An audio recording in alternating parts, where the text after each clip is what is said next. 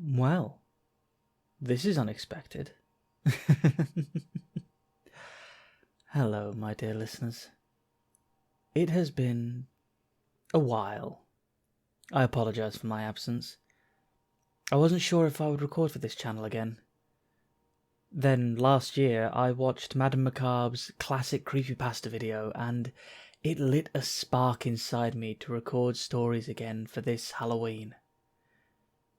I wouldn't see this as a new start for my channel, but even just if it's for now, think of it more as a last hurrah sort of thing, going out with a bang. So, I've collected 3 of my favourite creepypastas for your enjoyment today. Now, are you sitting comfortably? Wonderful. Let us begin.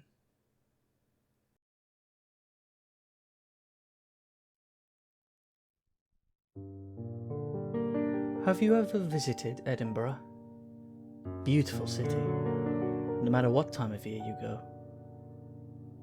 The castle that sits at the centre of the city is awe-inspiring, looking down on the surrounding areas from the mount. The peaks and valleys of the land have resulted in a city that flows with the landscape. Streets that surround can be steep, with the numerous sprawling alleyways even steeper. It is here that we find the Flesh Market Close.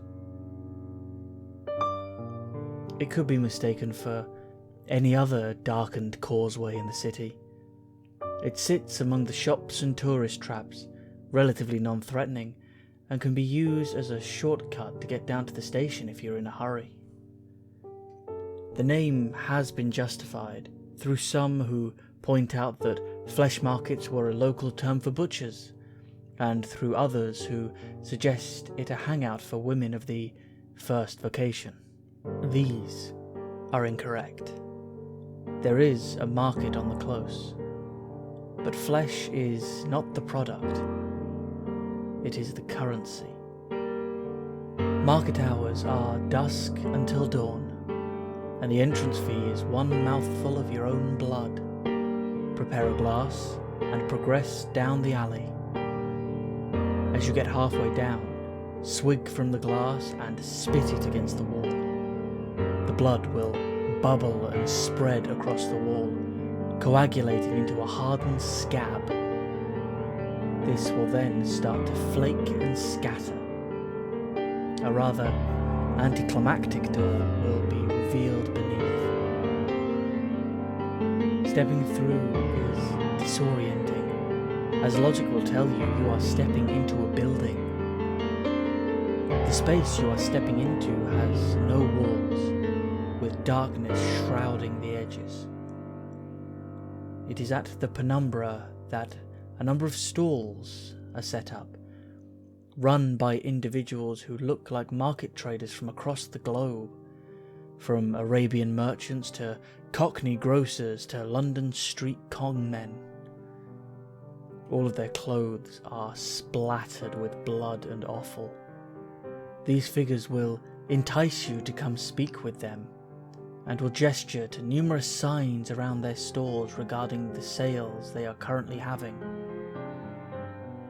Upon approaching one of the stalls, they will start to pressure you to make a deal with them. You are certainly welcome to do so, and the products that are available are certainly worth considering. Starting at the cheap end of the spectrum, you may wish to offer one breath. A lungful will net you knowledge of the weather for the next day. In itself a rather pointless purchase in this age of smartphones and the Met Office, but centuries ago, invaluable. Taking this offer will result in the seller reaching out his hand, flattened, and then quickly grasping it into a fist. The air will literally be stolen from your lungs and cause a few moments of gasping until you catch your breath. Are you attached to your fingers? How attached? I mean, Do you reckon you could do without your little finger? This sale will provide you instant forgiveness from any one person you desire for any wrongs you may have encroached upon them. Agreeing to this one will cause the trader to grin and shout, "One Yubitsume special coming right up." They will lunge forward and grab your wrist, pinning it to the table. Don't resist, because no one likes a tough sell. A flash of steel and you will be minus 1 digit. Just remember, you can only pay twice. Now, make no mistake, it will hurt.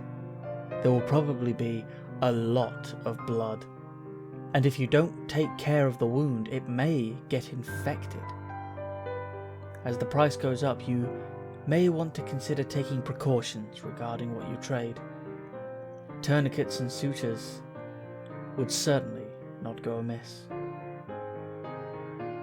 Now, some of the trades will seem familiar and may hark back to stories and legends that have existed for millennia.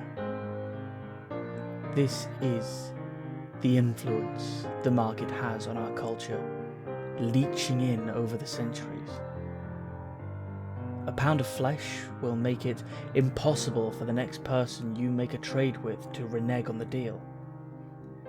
Especially useful if you don't trust the company you keep. It is no use within the market, as all of the traders here are trustworthy and will honour a purchase to the letter and the spirit. Best to leave this transaction until last. How about one of your eyes? Depth perception is overrated anyway. Offering up one of them will allow you to converse with our avian friends. You will be able to call down the birds from the trees, and they will be able to answer any questions you may have. It is advisable that you avoid ravens. They have their own agenda, and it is not in your best interest. The salesman will grab you around the throat and slowly prise his fingers into your socket. A snap of the wrist and your visual organ will rest in their hand.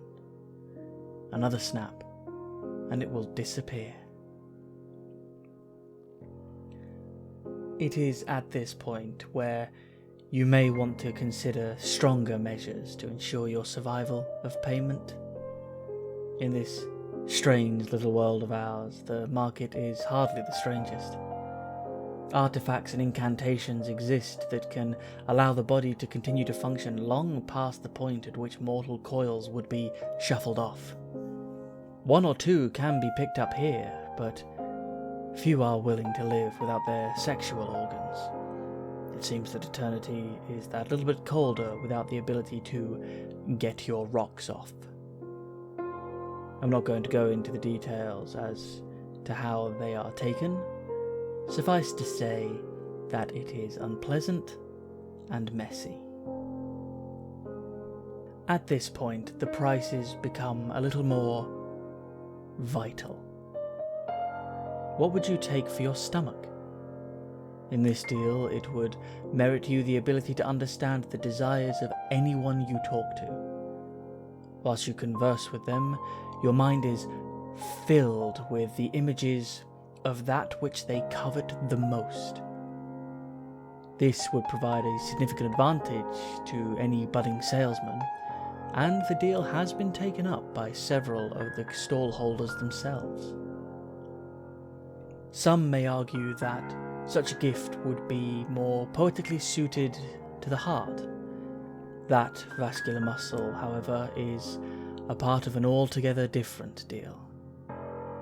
By parting with your heart, you can guarantee the happiness of any given individual for the rest of their lives, however long that may be. The removal of these types of organs can be significantly painful, but the dealer will allow you a moment to prepare yourself before they will produce a short, keen blade.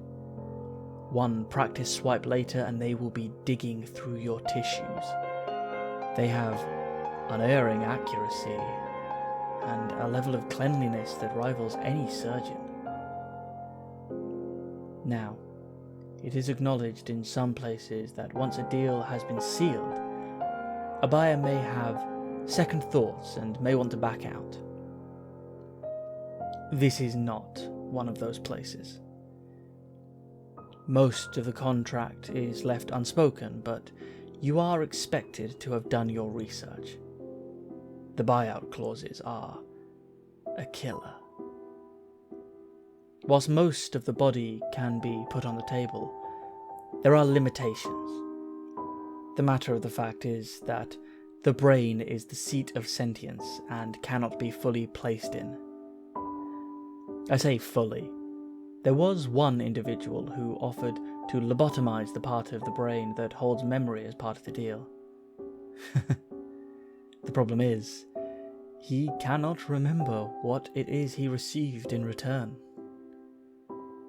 I hear he suffers night terrors for the rest of his days.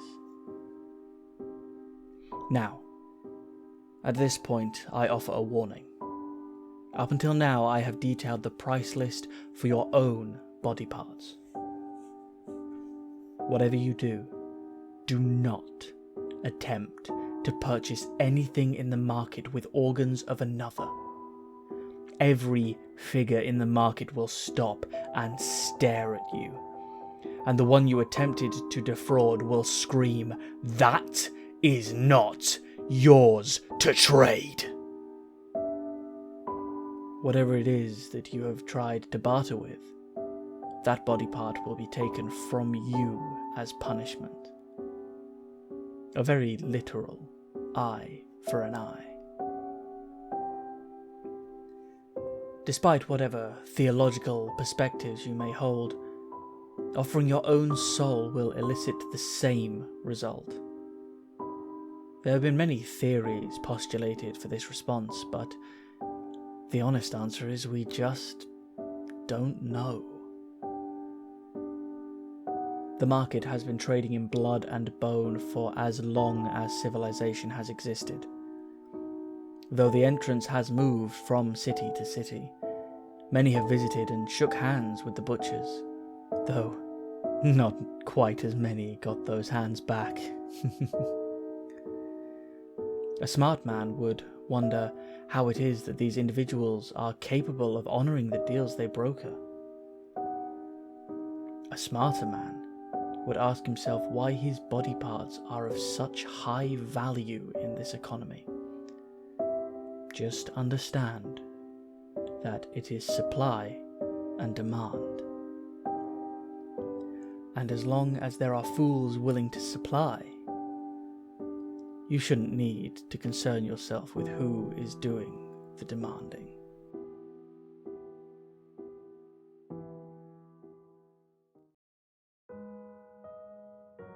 Ghost stories? No, we don't have anything like that around here. We do have the story of Jacob, but that's about as close as you'll get. You really want to know? Well, I'm not supposed to tell you, but alright. Just no interrupting, I don't have the patience for it. How to describe Jacob Emery? Well, I guess you could say he was the kind of guy you could never take notice of. That isn't to say he was a bad kid in any sense. Many people in the town thought he was the most reliable person for an odd job in the state. But he never really excelled at anything. He was the living proof behind the statement, "Jack of all trade, ace of none." Most of this was due to his own lack of will. He dabbled in damn near everything this town could offer him. Automobiles, radio operation, store management, what have you. But he never stuck with anything. His friends and workers went after him about it a number of times, but everybody got the same unsatisfying response. It just wasn't enough. Needless to say, any friends he kept were either very patient or never spoke of the matter altogether. It was probably inevitable then that Jacob would leave to go abroad. I don't remember where he went, but I think Gertrude down the street knew before she passed on. You'll have to scout someone else if you ever get curious. In any case, no one even tried to stop him. Everybody thought that a little travel would stamp the ambition out of him, or else feed it until it was no longer an issue. Hell, we even gave him a sending off party, which I thought was pretty nice of everybody. So anyway, he was gone for 6, 7 years? Can't remember. You'll have to check with somebody else about that too. Anyway, he came back, eventually. And he had changed, obviously enough. He was amiable, energetic, all smiles all the time. And we all quickly learnt why. He showed us a souvenir he'd brought back. A solid black stick, the length of a pencil but the texture of chalk. We all wondered why on earth such a simple thing would prompt such a spring in his step. Until he gave a demonstration. He took a piece of paper, and with this stick... Oh god, there's got to be a better word for it. With this stick, he drew a crude circle. It dropped and rested on the border of the paper like a stone. It didn't leave the paper, but it acted out on it, sort of like an old movie projector on a screen. Son, I know how crazy this sounds, and if you feel like playing skeptic, then you can leave an old man to his craziness, but I know what I saw, even if everyone else has been hushing it up. And that stone he drew dropped. Jake even passed around the paper, and as it was being passed, it rolled around the paper as it got tilted. None of us had any words for it. Hell, what was there to say? But he continued drawing demonstration after demonstration for us. Stick figures in various pageants and plays, doing everything from fighting each other to making perfect human pyramids. And we all thought it was incredible. That was all the go-ahead he needed. He announced that he planned to put on shows to pay for rent and food, where he would draw anything the crowd members wanted. That we talked about to some length, and he eventually convinced us that it would be safe, his drawings ethical, the practice lucrative and unique, and the attention would not go anywhere outside of the town's borders. Poor Jacob. If I'd not been so swept up in the moment, I might have read the signs right then and there, and saved the sorry son of a bitch by snapping that terrible thing in half. But I was younger. We all were. And we saw no problem with encouraging him with what we all saw as an incredible experience to be shared with everyone else. Now, he didn't have any big radio or television connections, mind you, and the internet wouldn't come around for another decade, so he did what all people on a shoestring budget do. He advertised his show with flyers. Flyers might not mean anything to you city folk, but in a small town, they gain a fair glance over from time to time. And what's more, Jacobs managed to stick out by having little figures jump up and down and whatnot to get people's attention. His first show must have gotten nearly 60 people or so, probably a lot more than that. And his shows were fantastic. Someone would shout out a scene from a play or a comedy sketch, and Jake's hand would fly over a white wall like a bird. He'd been holding back when he made that stone, that's for damn sure. His illustrations were all spot on, and he could make an incredible human figure in minutes.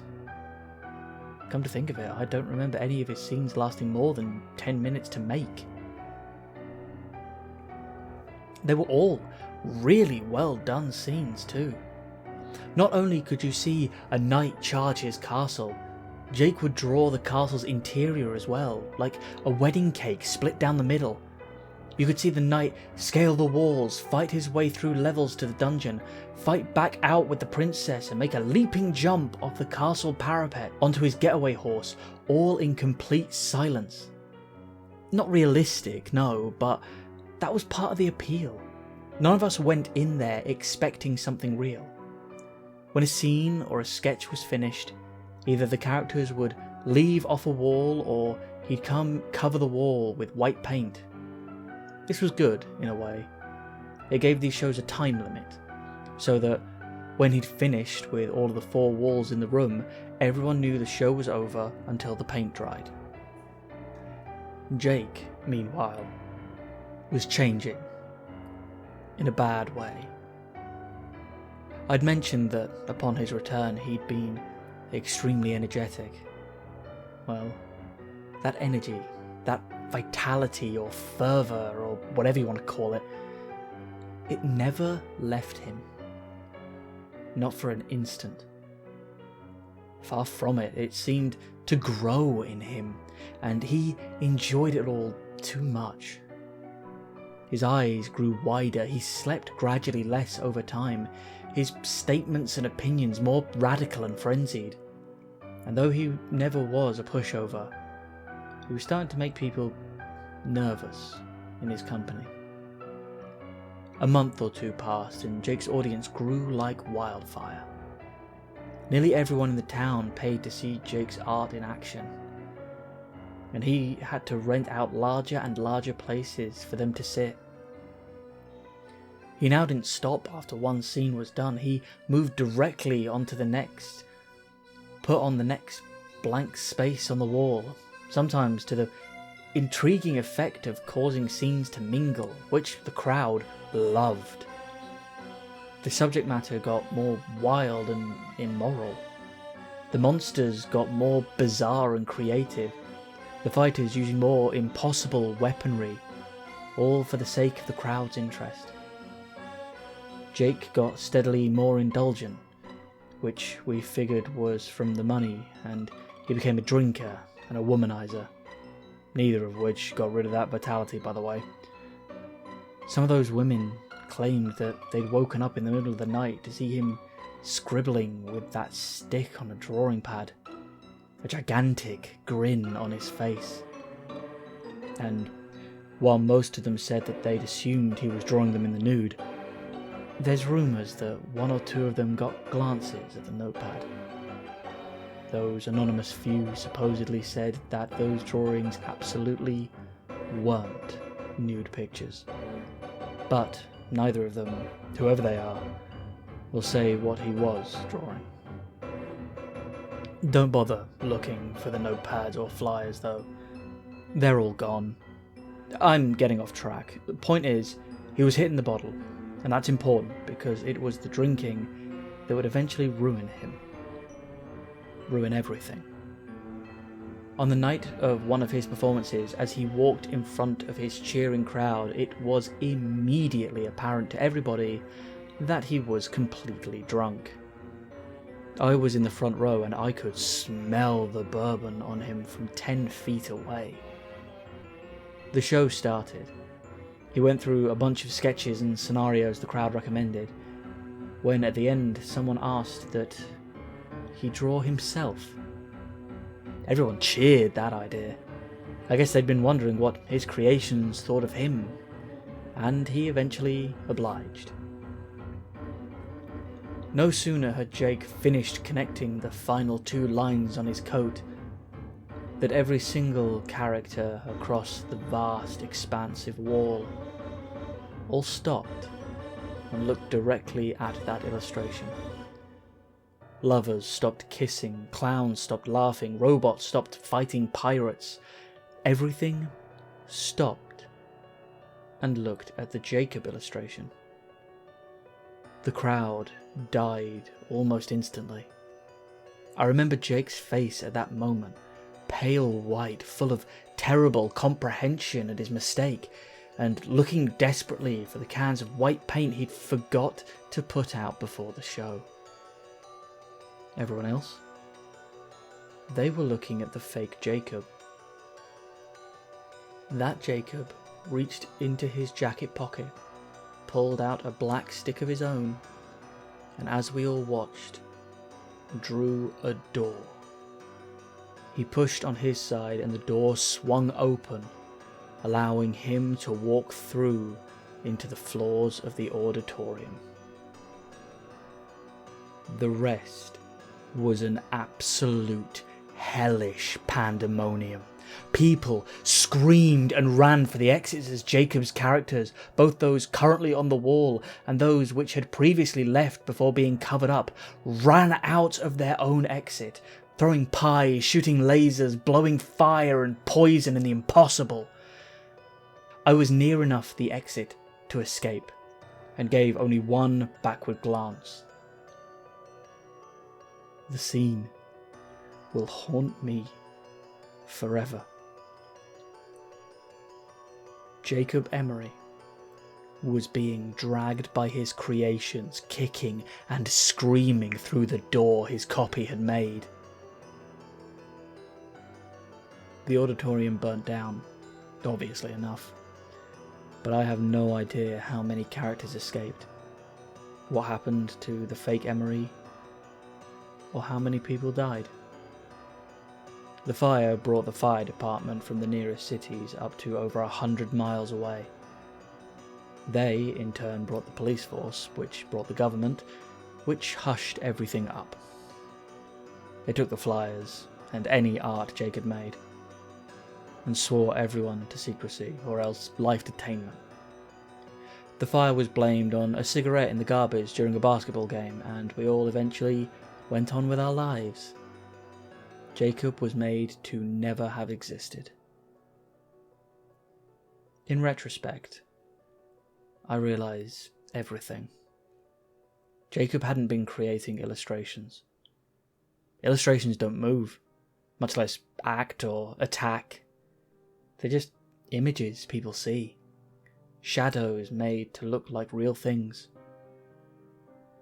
Jacob had been making life, actual thinking things in some alternate dimension, using a power that was never meant to fall into mortal hands. He got drunk on that power. His punishment was probably well deserved. Incidentally, the government screwed up on 2 different accounts. They did a damn good job silencing everyone, but proof remains. The ruins are still there, you know, the auditorium ruins. I hear they're going to start reconstruction soon, which will wipe out any remaining evidence someone can definitely see. But I went back there once, several years after the fire, just once. Amidst the rubble, covered in ash, I saw something squirming. I looked closer. It was Jacob Emery's hand on the wall, exactly like it had been there years ago. Sweaty but callous, I remember. But it was constantly flailing, as if the body it was supposed to be attached to was still writhing in flames. That was mistake number 1. Number 2 was those creations. Like I said, I don't know how many escaped, nor how many the government agents found and caught, but I will say only this. Those tall grass meadows in the outskirts of town? Don't go into them. Ever. You are asking about those white figures you've seen at night, right? This town doesn't have ghost stories.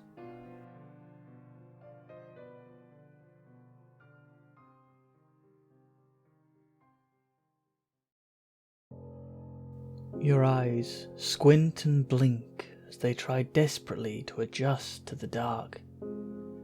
Finally, the green numbers on the cable box slither into view. 3:26 a.m. You can't remember waking up, but here you are. What woke you? It's happened dozens of times before. You wake up in the middle of the night for no reason. Usually you are able to just roll over and drift back off into dreamland. But tonight, you wonder. You listen hard, barely breathing so as not to miss a sound. What do you hear? Tick, tock, tick, tock. Do you even have a face clock? You must have one somewhere because the sound of the second hand ticking away, torturing you with an eternal countdown, is getting louder and louder. And that's all there is. The silence against the constant nagging of time swells in your throat. Your room is still and ominously peaceful.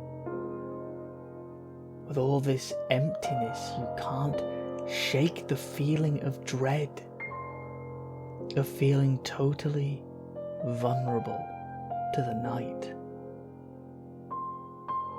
What woke you? Panic slowly starts to leak into your body as you beg for something tangible, something destroyable, to show up and claim responsibility. But nothing. You try to go back to sleep. What choice do you have? But something woke you up last time, and you know it will wake you again. Tick, tock, tick, tock. You get up, curling your fingers around the sheets and slowly crawling out of bed. You can feel it, whatever it is, waiting to wake you up again. You look, but there are no monsters under your bed, no serial killers hiding in your closet, no psychopaths waiting outside your window. Just the darkness and the silence and the ticking. So, what woke you? Well, I don't know about you all, but I've really enjoyed dipping my toe back into the Creepypasta waters. Like I said at the beginning, I'm not sure whether I'll make more videos. I have a lot going on both personally and professionally. However, I don't think I'd be opposed to the idea. I suppose it depends if people really like this video. But, until then, I shall say farewell. It has been an honor being your little narrator. So, until next time, goodbye, my friends.